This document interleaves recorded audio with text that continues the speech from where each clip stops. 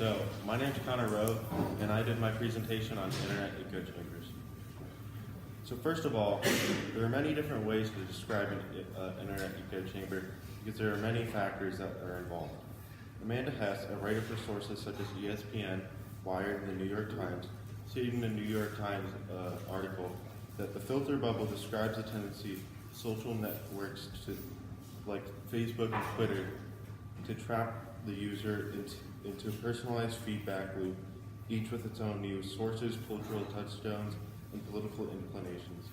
When users get into these echo chambers, they tend to only receive information that confirms their predisposed bias and preconceptions rather than be exposed to new ideas, as Edward Kessler states in the first article of the stimulus material. Ironically, a coincidence of the huge array of online communities and the ease of finding those with specific interests is a tendency to self-select into like-minded groups, lessening the opportunity to encounter and learn from those perspectives and opinions and be exposed to other voices. It may seem at first that is the user putting themselves into these echo chambers, but as more and more social media platforms arise, echo chambers are being made without the user even noticing.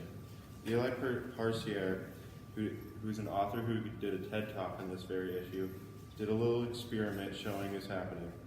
I was clicking on more of my liberal friends' links than my conservative friends' links, and without consulting me about it, it had edited them out. Eli's experiment shows that as these platforms develop, they are dividing different users based on how they spend their time on these platforms. Now you may be asking, why is this important? Well, especially since the 2016 election, there has been huge controversy over this idea. This has also led to the adoption of the phrase fake news. Internet echo chambers have led to an enormous amount of political discourse in the past few years. With so many echo chambers arising, it is causing ignorance and intolerance from all sides of the political spectrum. Also, for example, the story of the Cuffington Catholic School in Washington, D.C. caused huge political discourse for quite some time. An author named Robbie Sove stated in an article on Reason.com that partial video footage of students from Cuffington Catholic allegedly harassing a Native American veteran after the anti-abortion march. But the rest of the video, nearly 2 hours of additional footage showing what happened before and after the encounter, adds important context that strongly contradicts with the media's narrative. As you can see here, when internet echo chambers divide internet users, misinformation significantly increases, as Edward Kessler also states in the stimulus material. Unfortunately, the democratization of information on the internet has led to the increase in user-generated content. Also, it makes it easier for misinformation and negative content to arise or proliferate online. When internet users become separated due to their social or political views, it is expected that all the different sides of the spectrum will generate information that supports their view, no matter how factual it is. An example of this happening is also seen in the anti-vax movement. A journalist states the results of a study done on internet echo chambers. We observed Facebook users in the United States.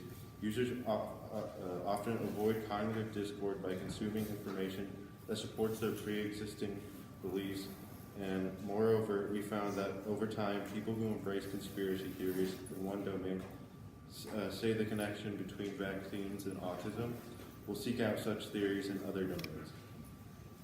The clear problem is that the internet echo chambers in which people cling to like-minded groups on social media like Facebook, Twitter, and Instagram establishes extreme bias, misinformation, and a lack of understanding of ideas of others in today's political arena. One solution to this problem is to make a platform on the internet that discourages echo chambers and organizes itself around open-mindedness. Collegian columnist Chloe Lindahl states how big corporations such as Google and Facebook are responsible for subjecting its users for being trapped in an echo chamber.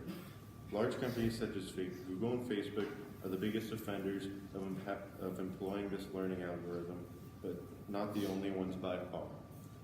If we were to make a new internet platform that discourages echo chambers, organizes itself around open-mindedness, then we can make a community of internet users that can freely interact.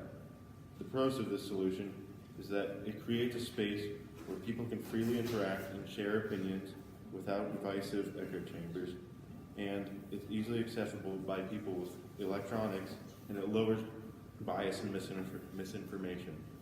The cons of this solution is that it is up to the users to download and use the platform, and not all people have the compatible electronic devices to use it. Overall, I think this is a good way to solve the solution of, or the problem of echo chambers. My conclusion is that in order to fix the problem, we need to organize platforms on the internet like Instagram, Facebook, and Twitter to expose the user to all sides of the political spectrum, no matter what topic it is. Thank you. Fantastic. Thanks, Connor. I have a couple of questions for you. First off, did you find that there was information you needed to make your argument that you couldn't locate? And how did you go about trying to find that information that you couldn't find? Okay, so I would definitely say that I wanted to find an example of like my solution, but I searched and I just couldn't really find. So I settled with instead like finding an example of my solution, showing like an example of the problem that it will specifically like fix, like how corporations such as Google and Twitter subject their users to being in internet echo chambers. Instead of finding an example of my solution, I just used that like quote to show like the significant problem that I'm going to fix. Terrific. And then as a follow-up, how does the conclusion that you did use respond to any of the sources of research that you did have? Were any of your sources of research calling for that conclusion, or did you have to infer it in some of your other sources? I'd say I'd have to infer it. There wasn't many like direct, like a lot of my sources didn't directly like agree with my conclusions, so I just kind of analyzed all the sources and just came up with this solution/conclusion based off of like what everyone was saying as a whole. Okay.